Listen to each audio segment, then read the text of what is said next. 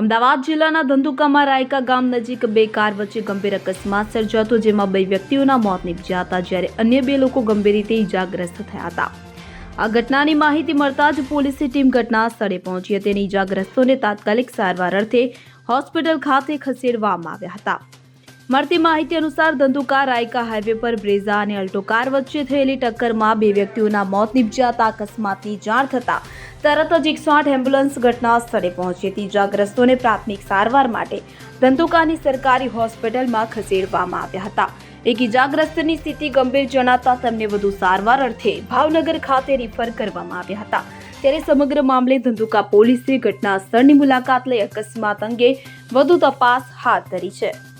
Bureau report CN24 news. હવે જુઓ દેશ દુનિયાની તમામ ખબરો તમારી આંગળીના ટેરવે. ઉઠાવો મોબાઈલ અને Google Play Store પરથી ડાઉનલોડ કરો અમારી CN24 ન્યૂઝ મોબાઈલ એપ.